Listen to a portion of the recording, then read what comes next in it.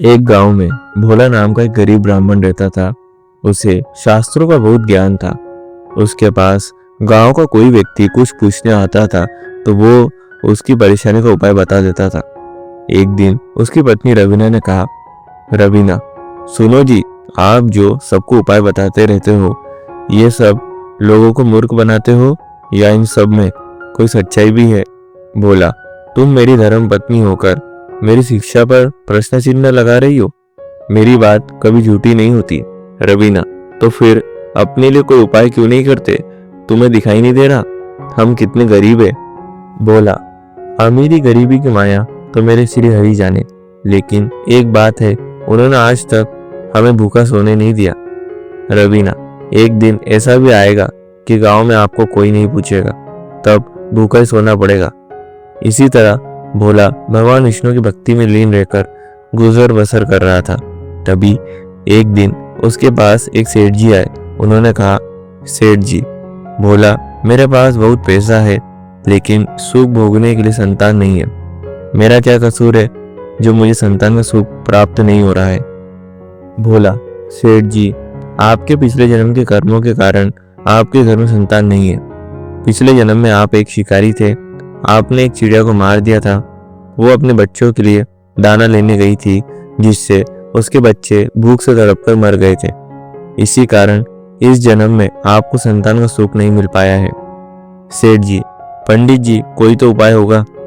बोला, सेठ जी, जब आपके पाप कर्म समाप्त हो जाएंगे तो आपको यह सुख मिल सकता है। इसके लिए इंतजार करना होगा। सेठ जी, मैं आपका घर धन से भर दूंगा, किंतु मेरे घर में संतान होने का उपाय बता दीजिए।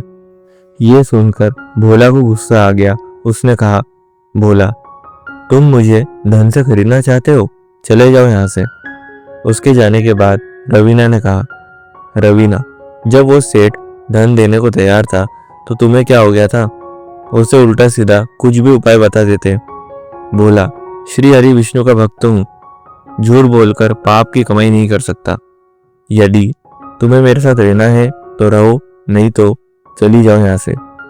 यह सुनकर रवीना को बहुत गुस्सा आया, लेकिन वो कुछ नहीं बोली और चुपचाप अपने घर के कामों में लग गई।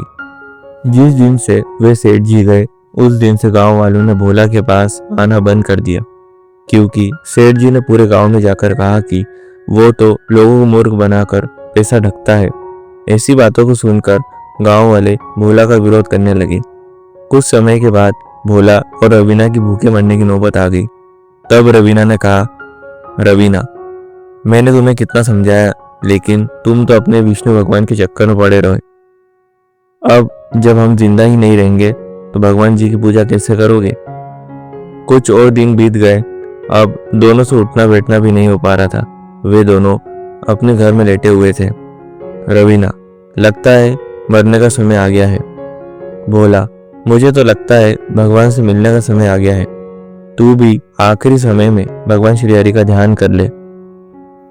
भोला और रवीना दोनों श्री हरि भगवान विष्णु का ध्यान करने लगते हैं। उसी समय भगवान श्री हरि विष्णु उन्हें दर्शन देने के लिए प्रकट हो जाते हैं।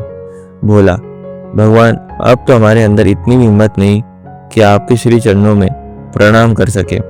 अब तो आप हमें अपनी शरण में ले लीजिए। भगवान विष्णु, तुम मेरे ऐसे भक्त हो जो बिना किसी लालच के मेरी भक्ति कर रहे हो। इस कारण तुम्हें इसी संसार में रहकर धर्म की शिक्षा देनी है। तभी भगवान विष्णु की कृपा से भोला और रवीना दोनों पूर्ण रूप से ठीक हो जाते हैं। दोनों को भगवान विष्णु आशीर्वाद देते हैं, विष्णु जी, मेरी कृपा से तुम्हें अन्न धन की कभी कमी नहीं होगी। आज से तुम्हारा काम केवल मेरी भक्ति करना है। ऐसा कहकर भगवान श्री हरि अंतर ध्यान हो गए।